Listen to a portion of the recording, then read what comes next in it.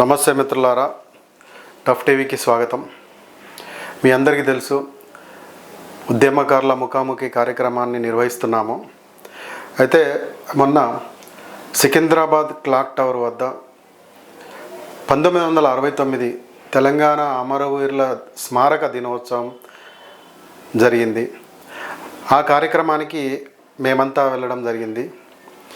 వెళ్ళినప్పుడు అక్కడ 1969లో క్రియాశీలకంగా తెలంగాణ ఉద్యమంలో పాల్గొన్న ఎంతోమంది ఉద్యమకారులను కలసే అదృష్టం కలిగింది.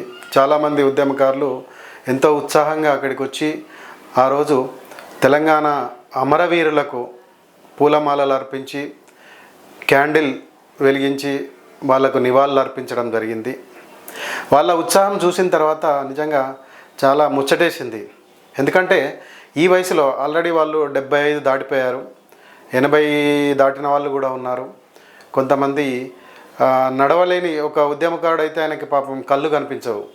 అట్లాంటి ఉద్యమకారుడు కూడా నేను పాల్గొనాలి అని చెప్పి అక్కడికి రావడం జరిగింది. నిజంగా వాళ్ళందరినీ చూస్తుంటే చాలా ఒక అదృష్టం, వాళ్ళని చూడడం ఒక అదృష్టం మేము భావిస్తున్నాము. అయితే విషయం ఏంటంటే, ఇప్పటికీ 1969లో జరిగిన ఉద్యమంలో చాలా కీలకంగా పాల్గొని ఎన్నో బాధలు అనుభవించి ఆ రోజు బుల్లెట్ దెబ్బలు చూసిన వాళ్ళు ఉన్నారు, కాళ్ళు చేతులు ఎరగొట్టుకున్న వాళ్ళు ఉన్నారు, లాఠీ దెబ్బలు తిన్న వాళ్ళు ఉన్నారు, పోలీస్ స్టేషన్లో గడిపిన వాళ్ళు కూడా ఉన్నారు. అక్కడ అంత త్యాగాలు చేసిన వాళ్ళను ఇప్పటికి 55 సంవత్సరాలు గడిచింది.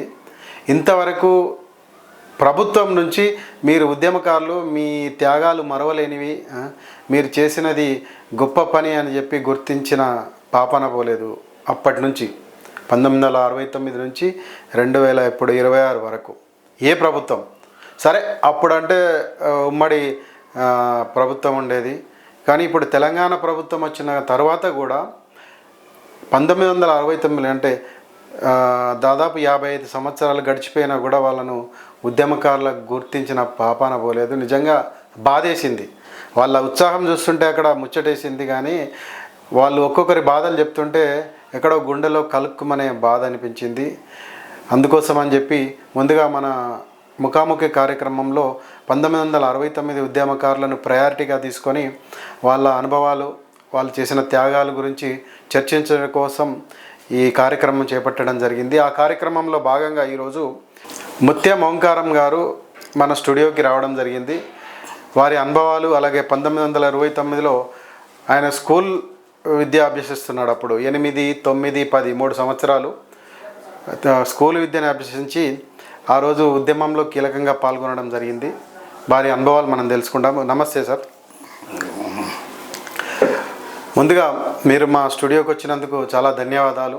ఈ వయసులో కూడా ఇప్పటికి కూడా మీరు ఉత్సాహంగా ఈ తెలంగాణ గురించి ఏ ప్రోగ్రాం జరిగినా కూడా, ఎక్కడ కూడా తెలంగాణకు సంబంధించి ఎలాంటి కార్యక్రమం జరిగినా మీరు ముందు వరుసలో పాల్గొంటారు. నిజంగా చాలా సంతోషం. అయితే కొన్ని విషయాలు, మీరు అప్పుడు 8, 9, 10వ తరగతుల్లో ఉన్నారు, నూనె మీసాల వయసు. అప్పుడు జరిగిన కొన్ని ఉద్యమ అనుభవాలు మాకు చెప్పండి మన ప్రేక్షకుల కోసం. నా పేరు ముత్యం ఓంకారం, సికింద్రాబాదు నా అడ్రస్, కండోజ్ బజార్లో నివాసిని. సికింద్రాబాద్ హిందీ విద్యాలయ స్కూల్లో 10th క్లాస్ చదువుతున్నప్పుడు 1969 మూమెంట్లో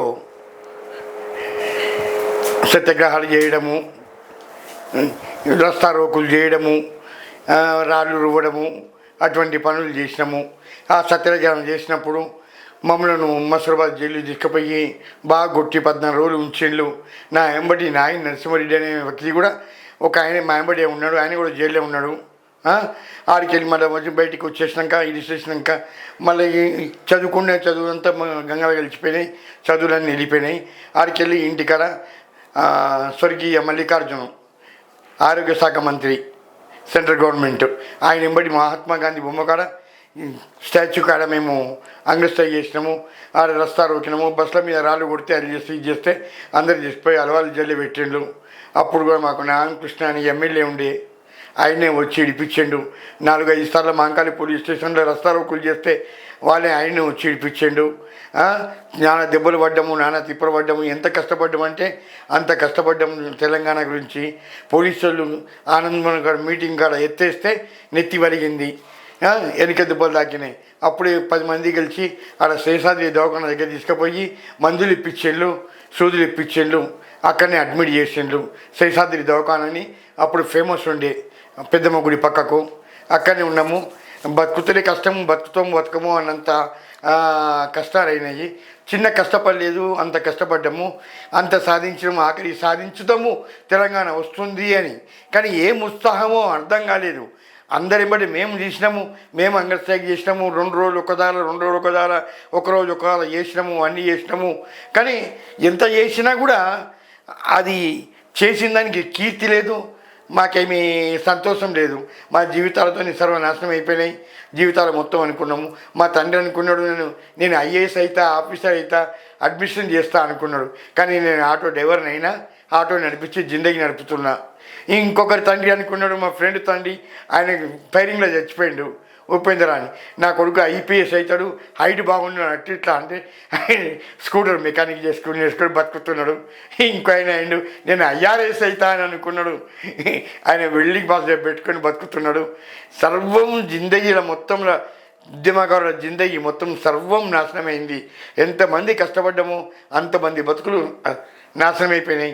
ఎవ్వరికి ఏ లాభం లేదు. అందరి జీవితాలతో మొత్తం విధి చెలగాటం ఆడినట్టు మేము ఆడినాము.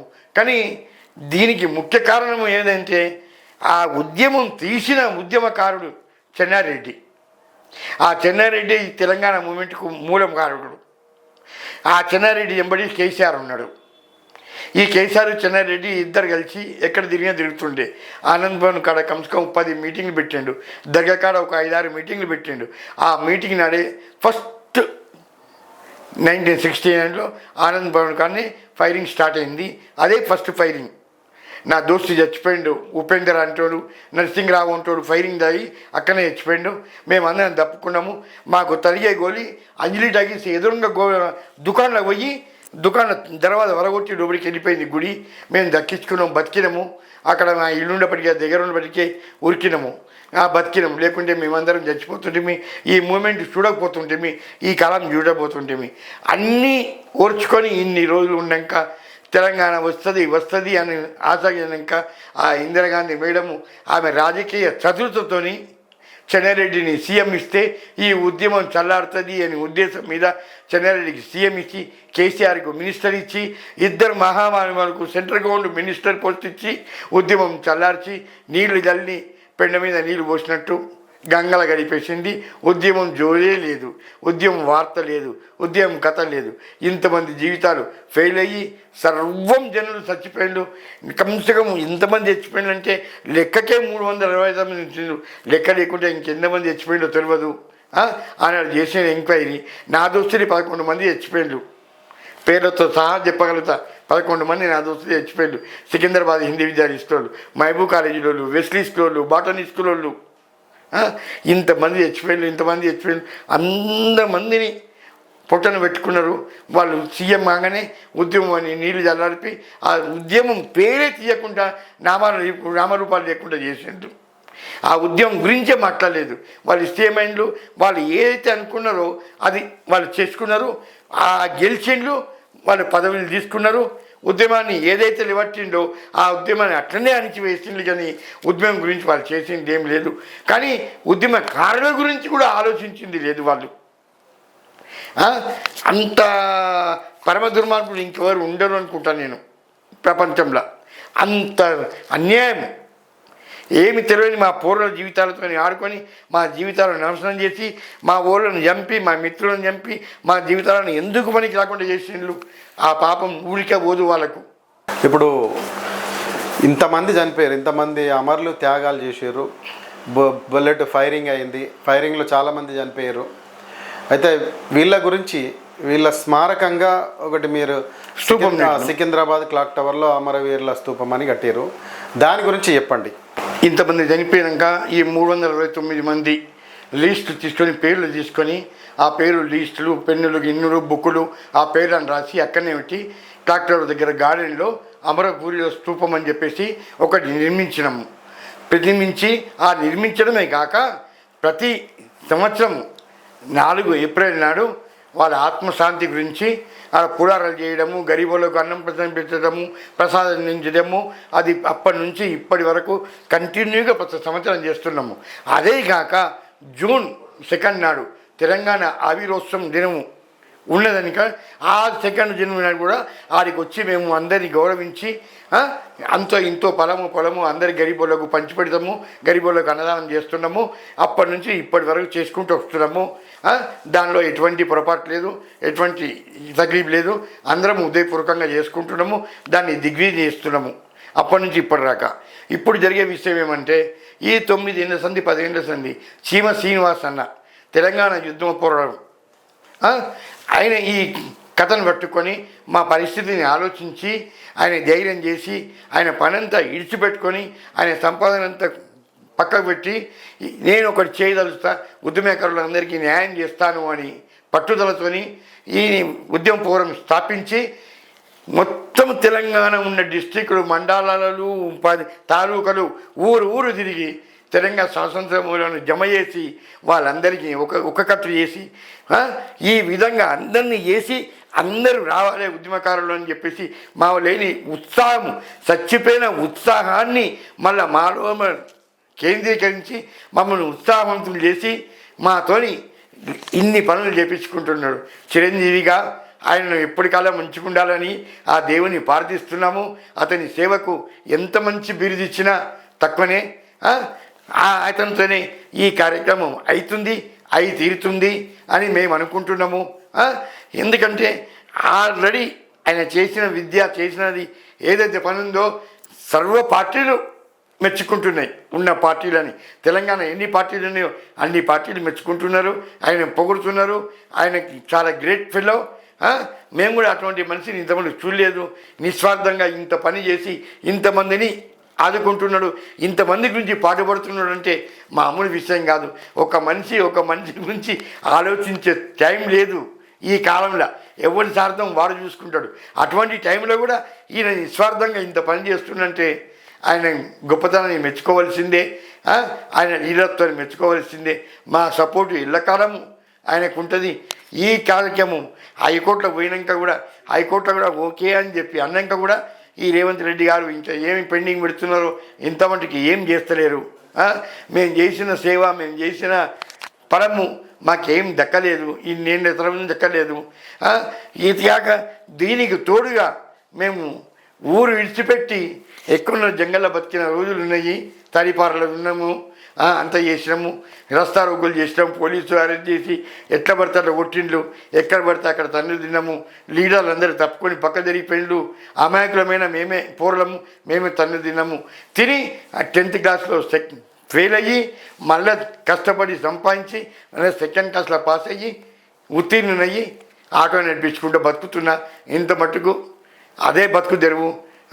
ఈ టైంలో కూడా ఈ ఏజ్లో కూడా 74, 75 ఏళ్ళలో కూడా ఓపెన్ హార్ట్ సర్జరీ అయింది. చెరాల్సి వచ్చింది, పెరాల్సిస్ వచ్చింది, చేయలేవదు.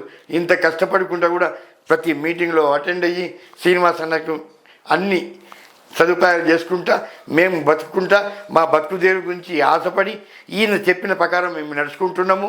ఈ నడుచుకుంటందుకు కూడా మాకు ఇన్ ఫ్యూచర్ రేవంత్ రెడ్డి గారు ఇంతకుముందు వాగ్దానం చేసిన వాగ్దానాలన్నీ నెరవేరాలని మేము కోరుకుంటున్నాము. శ్రీనివాసన్న దీనికి మద్దతు పలికిండు. ఆయన జీవితాంతము ఆయన రుణం మేము మర్చిపోలేము. ఆయన తరపున మా కోరికలన్నీ నెరవేరుతాయని మేము ఉదయపూర్వకంగా నమ్ముతున్నాము. నమ్మిన వానికి దేవుడు ఎప్పుడు మోసం చేయడు. ఆయన ఎలక్షన్లో ఇంటింటికి పోయి కాంగ్రెస్కు ఓటేయాలని ఇంటింటికి పెద్ద మనిషి చిన్న మనిషికి పిల్లలకు పెద్దలకు అందరికీ చెప్పి మేము కాంగ్రెస్ని గెలిపించుకున్నాము. ఎప్పుడైతే మమ్మల్ని 10 ఏళ్ళు పాలించిన ఆ పరిపాలన ఆ టీఆర్ఎస్ ప్రభుత్వం మమ్మల్ని ఎప్పుడు మర్చిపోయిందో అప్పుడే మేము వాళ్ళ మర్చిపోయినాము. ఎలక్షన్లో ఓటు వేయడమే మర్చిపోయినాము. టీఆర్ఎస్ పార్టీ ఉన్నదనే సంగతి కూడా మర్చిపోయినాం మేము. కాంగ్రెస్ మమ్మల్ని చేరదీస్తానది, కాంగ్రెస్ పరిధించింది, 6th ఫార్ములా ఇచ్చింది. ఈ ప్రకారం మీకు చేస్తాము, న్యాయం చేస్తాము, మీ అందరికీ హెల్ప్ చేస్తాము అన్నారు. ఆ ప్రకారమే మేము అందరం కలిసి కష్టపడి కాంగ్రెస్ని గెలిపించుకున్నాము. ఈ యొక్క ఉద్దేశము రేవంత్ రెడ్డి గారికి వచ్చింది, మాకు సాయం చేస్తా అని. కానీ 3 ఏళ్ళైనా మా విషయం రాలేదు. మొన్న అసెంబ్లీ మీటింగ్లో మా విషయం మాట్లాడతారని అనుకున్నాము. శ్రీనివాస్ తరపున ఎమ్మెల్యే గారు మాట్లాడారు, మినిస్టర్లు మాట్లాడారు, కాంగ్రెస్ ప్రెసిడెంట్ మాట్లాడిండు, అందరూ మాట్లాడిండు, అందరూ చెప్పిండు. ఒక్క రేవంత్ రెడ్డి ఏమి నోరు మెదుపుతలేడు. దయచేసి ఇప్పటికైనా నీవు అన్న వాగ్దానాలే చేయమంటున్నాము, మేము నిన్ను ఎక్కువ అడుగుతలేము. నువ్వు ఇచ్చిన ఏదైతే వాగ్దానం ఉన్నావో ఆ వాగ్దానం చేసినా తెలంగాణ స్వతంత్ర సమర యోధులు బతుకులు తెల్లమయ్యి మంచిగా బతుకుతారు. జీవితాంతం నీ ఫోటో పెట్టుకొని పూజ చేసుకుంటాము. తల్లి తండ్రి అందరు చచ్చిపోయిండు, గురువు చచ్చిపోయిండు, నువ్వే ఇప్పుడు దేవునివి, నీ ఫోటోని పెట్టుకొని పూజ చేసుకుంటాము, నిన్ను నమ్ముకున్నాము, నీవు చెప్పిన వాగ్దానమే చేయమంటున్నాము. అనవసరంగా నిన్ను గుంజుకుంటలేము. మరి ఇంకోటి ఆయన చేసిన అప్పులకు మిత్తిలి కడుతున్నా అని చెప్పి నువ్వు బాధపడుతున్నావు. దయచేసి రేవంత్ రెడ్డి గారు మా కోరికను మన్నించి మీరు చేసిన వాగ్దానాన్ని మాకు సమకూర్చి మమ్మల్ని ఆదుకోగలరని మనస్ఫూర్తిగా తెలంగాణ ఉద్యమ పురం తరపు నుంచి ముత్యం ఓంకారం నేను ప్రార్థించి వినవించుకుంటున్నాను. మా వినతిని నమ్మి మాకు మేలు చేయండి. జై తెలంగాణ, జై జై తెలంగాణ, జై తెలంగాణ ఉద్యమకారుల ఫోరం. మిత్రులారా, చూశారుగా 1969 తెలంగాణ ఉద్యమకారుని ఆవేదన. దయచేసి ఈ ప్రభుత్వం తొందరగా ఈ ఉద్యమకారుల అంశాన్ని తేల్చి నిజమైన ఉద్యమకారులకు న్యాయం చేకూర్చాలని కోరుకుంటూ జై తెలంగాణ. నమస్తే మిత్రులారా, జై తెలంగాణ. తెలంగాణ ఉద్యమకారుల ఫోరం మరియు టఫ్ టీవీ ఎన్నో వ్యయ ప్రయాసాల కోర్చి ఉద్యమకారుల సంక్షేమం మరియు ఆశయ సాధనే లక్ష్యంగా ఎన్నో కార్యక్రమాలు చేపడుతుంది. ఈ కార్యక్రమంలో భాగంగా ఎన్నో వీడియోలను మేము టఫ్ టీవీలో అప్లోడ్ చేస్తున్నాము. దయచేసి మీ అందరినీ కోరేది ఏంటంటే, వీడియో చూసిన వెంటనే ఒక 10 మందికి షేర్ చేయండి. అలాగే సబ్స్క్రైబ్ మీరు చేసుకోండి, వారితో చేయించండి. తద్వారా మేము ఇంకా మంచి కార్యక్రమాలు చేస్తూ విజయవంతంగా ముందుకు సాగుతాం. జై తెలంగాణ. Thank you.